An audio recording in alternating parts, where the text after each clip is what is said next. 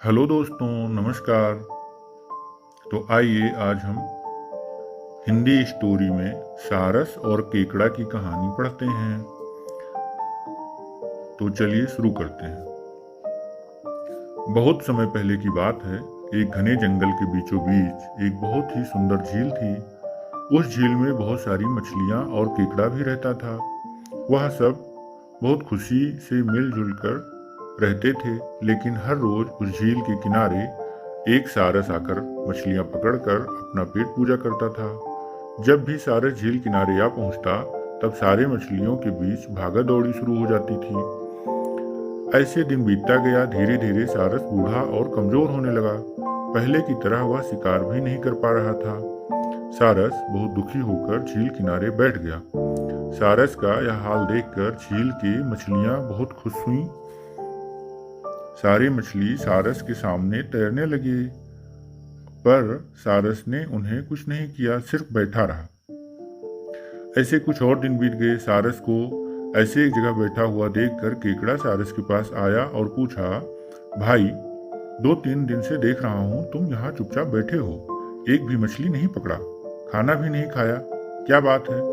केकड़े की बात सुनकर सारस फूट फूट कर रोने लगा। सारस ने कहा, क्या बताएं दोस्त, मैं बहुत ही दुखी हूँ। कुछ दिन पहले एक ज्योतिषी ने मुझे एक बात बताया कि बहुत ही जल्दी यह झील सूखने वाला है। बिना पानी के तुम सब कैसे जी पाओगे?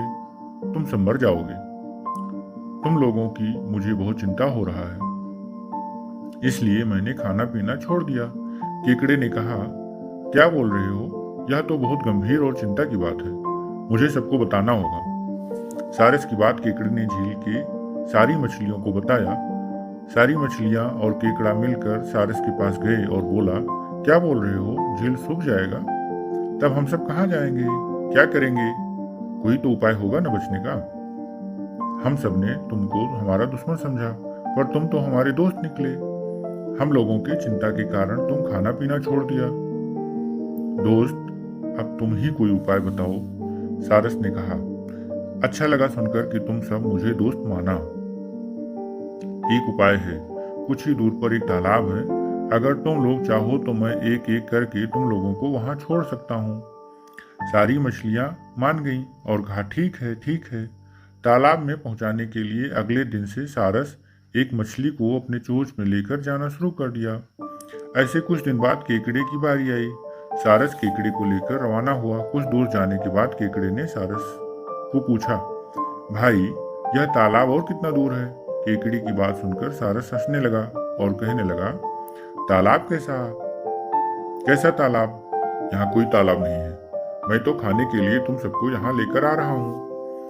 इतने दिनों से मछली खा खाकर बोर हो गया हूँ। आज बहुत मजा आएगा तुमको खाकर। आसपास देखा, तुम्हारे सारे दोस्त की हड्डियां। अब तुम्हारी बारी है। यह बोलकर सारस एक बड़े पत्थर पर आकर बैठ गया। सारस की बात सुनकर केकड़ा बहुत गुस्सा हो गया और अपने आप को बचाने के लिए अपने दोनों हाथ से सारस का गला दबा दिया और कुछ देर बाद सारस मर गया।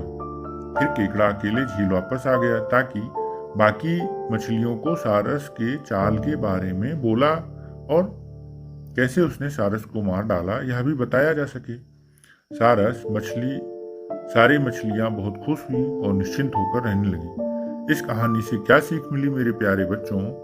तो इस कहानी से हमें यह सीख मिलती है कि हमें हर काम सोच समझ